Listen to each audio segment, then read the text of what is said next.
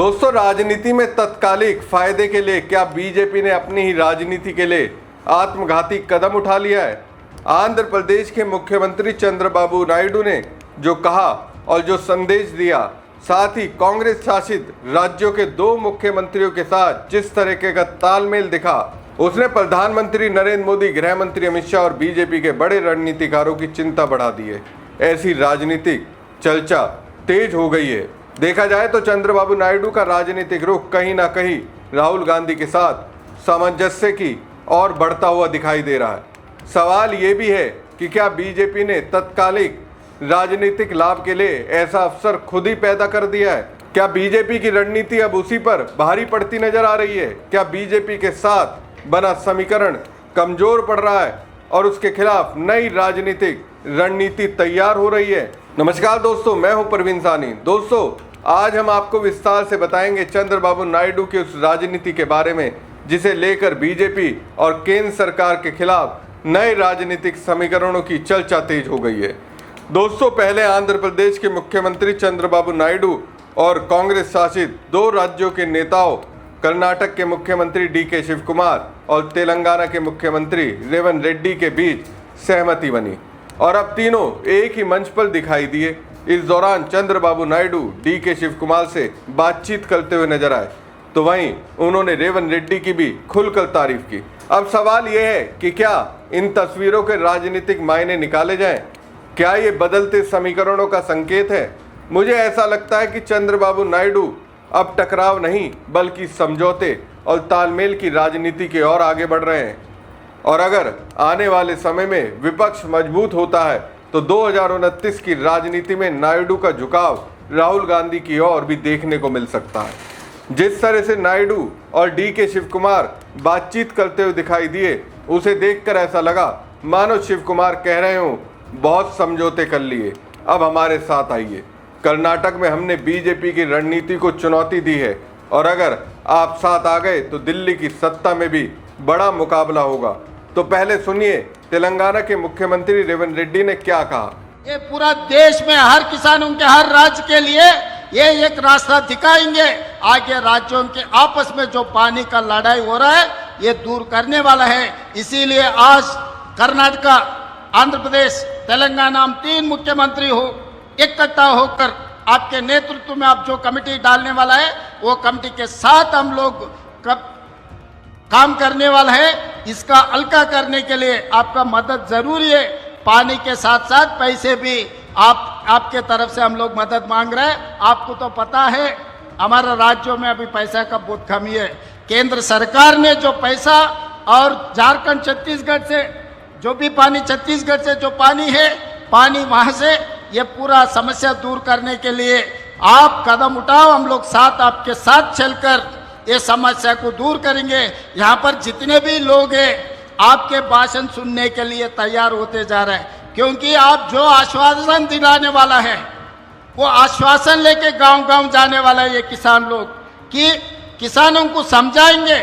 आने वाले दिनों में गढ़वाल, आलमपुर, महबूबनगर किसानों को आश्वासन दिलाएंगे हमारे मंत्री, हमारे एमएलए लोग कि आने वाले दिनों में हमारे पानी हमको मिलने वाला है।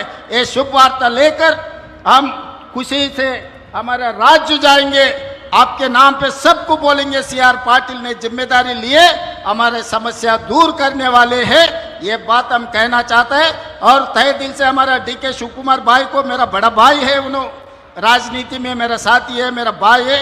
इतना अच्छा मौका, इतना अच्छा प्लेटफॉर्म आज तक, जहां तक मुझे याद है, कोई केंद्र मंत्री के नेतृत्व में तीन मुख्यमंत्री एक मंच पे नहीं बैठा।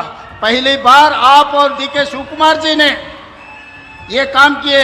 मैं तहे दिल से डीके शिव कुमार को भी अभिनंदन देना चाहता हूं। आपने सुना, रेवंत रेड्डी ने कहा कि डीके शिव कुमार ने मेरी राजनीतिक यात्रा में बहुत साथ दिया, वे मेरे बड़े भाई जैसे हैं।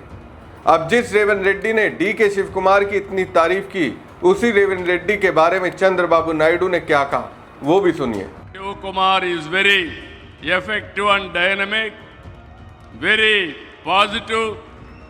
I appreciate him. Revanth Reddy Garu also is very dynamic, but he won't compromise Telangana rights. I am also impressed about it. But we have to protect our interest. Finally, we have to work together for building this great nation. So I am very happy today. Chandrababu Naidu ने कहा, मैं रेवंत रेड्डी से प्रभावित हूं। वो तेलंगाना के अधिकारों से कोई समझौता नहीं करते। वहीं डी.के. शिवकुमार की तारीफ करते हुए नायडू ने कहा कि डी.के. शिवकुमार बहुत अनुभवी नेता हैं। महज 6 महीने में 33 स्पिलवे गेट बनकर तैयार हो गए। ये वास्तव में काबिले तारीफ का काम है। तो दोस्तों, सवाल यही है कि क्या ये बदलते राजनीतिक समीकरणों की हाट है। एक तरफ IT मैन कहे जाने वाले चंद्रबाबू नायडू हैं और दूसरी तरफ कांग्रेस के 2 मुख्यमंत्री, तीनों एक ही मंच पर हैं और एक दूसरे की खुलकर तारीफ कर रहे हैं। हालांकि इस मंच के पीछे एक व्यवहारिक वजह भी है। दरअसल कर्नाटक, आंध्र प्रदेश और तेलंगाना के मुख्यमंत्रियों ने नंदी जल बंटवारे के मुद्दे को सौहार्दपूर्ण तरीके से सुलझाने का संकल्प लिया है। साथ ही केंद्रीय जल शक्ति मंत्री CR पाटिल की मौजूदगी में जल संकट का स्थायी समाधान खोजने पर भी सहमति बनी। डी.के. शिवकुमार, चंद्रबाबू नायडू और रेवंत रेड्डी के बीच ये सहमति तुंगभद्रा बांध के नए 33 स्पिलवे गेटों के उद्घाटन के दौरान बनी। उद्घाटन के बाद आयोजित जनसभा में केंद्रीय मंत्री CR पाटिल ने कहा, एक समय था जब आंध्र प्रदेश, तेलंगाना, कर्नाटक और तमिलनाडु जल बंटवारे को लेकर लगातार विवाद में रहते थे। बातचीत आगे नहीं बढ़ रही थी और कोई भी साझा मंच पर साथ आने को तैयार नहीं था। लेकिन आज तीनों राज्यों के मुख्यमंत्री एक मंच पर मौजूद है और उन्होंने आपसी विवादों को बातचीत के जरिए सुलझाने का संकल्प लिया है। CR पाटिल ने कहा कि तीनों मुख्यमंत्रियों ने इस बात पर सहमति जताई है कि केंद्र सरकार जो भी निर्णय लेगी और जो व्यवस्थाएं पहले से लागू है, उनके अनुसार ये सुनिश्चित किया जाएगा कि किसी भी राज्य के साथ अन्याय ना हो और सभी को उनके हिस्से का उचित पानी मिले। तो दोस्तों, इस पूरी कहानी का सबसे दिलचस्प पहलू यही है कि राजनीति में कोई भी तस्वीर सिर्फ तस्वीर नहीं होती। जब अलग अलग दलों के नेता एक दूसरे की तारीफ करें, लंबे समय तक बातचीत करें और साझा मंच पर दिखाई दें, तो सवाल उठना स्वाभाविक है। लेकिन सवाल उठाना और किसी निष्कर्ष पर पहुंच जाना दोनों अलग अलग बातें हैं। बीजेपी पिछले कई वर्षों से अपने राजनीतिक विस्तार की रणनीति पर काम करती रही है। विपक्षी दल लगातार आरोप लगाते रहे हैं कि बीजेपी उनके नेताओं और विधायकों को अपने पाले में लाने की कोशिश करती है। महाराष्ट्र, कर्नाटक, मध्य प्रदेश, गोवा और कई अन्य राज्यों में हुए राजनीतिक घटनाक्रमों को लेकर विपक्ष ने बार बार ऐसे आरोप लगाए हैं।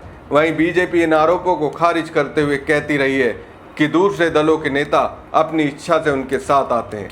इसी पृष्ठभूमि में कुछ राजनीतिक विश्लेषक ये सवाल उठा रहे हैं कि क्या क्षेत्रीय दल भी अब अपने राजनीतिक विकल्प खुले रखना चाहते हैं। क्या चंद्रबाबू नायडू जैसे अनुभवी नेता भविष्य की राजनीति को देखते हुए सभी दलों के साथ संवाद बनाए रखने की रणनीति पर चल रहे हैं। इसका अभी कोई प्रत्यक्ष प्रमाण नहीं है, लेकिन राजनीति में विकल्प खुले रखना कोई नई बात भी नहीं है।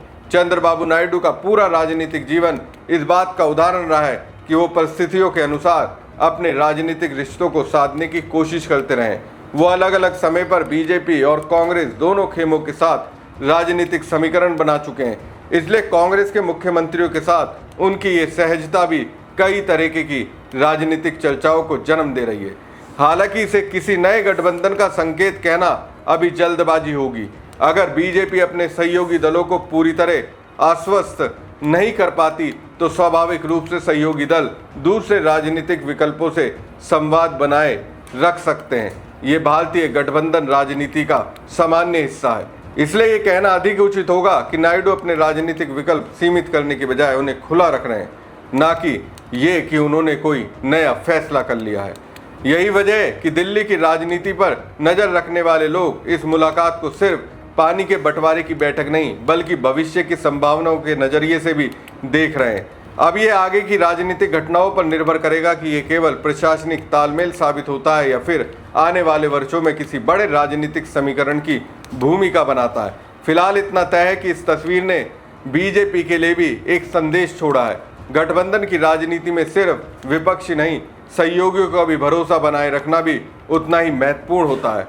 और अगर सहयोगी दूसरे दलों के नेताओं के साथ सहजता से संवाद बढ़ाते दिखाई दें तो राजनीतिक विश्लेषण शुरू होना स्वाभाविक है। अब आप बताइए, आपको क्या लगता है? क्या ये सिर्फ राज्यों के बीच सहयोग की तस्वीर है या फिर भविष्य की राजनीति का एक संकेत? अपनी राय कमेंट बॉक्स में जरूर दीजिएगा और साथ ही पेज को लाइक, खबर को ज़्यादा से ज़्यादा शेयर कीजिएगा। धन्यवाद।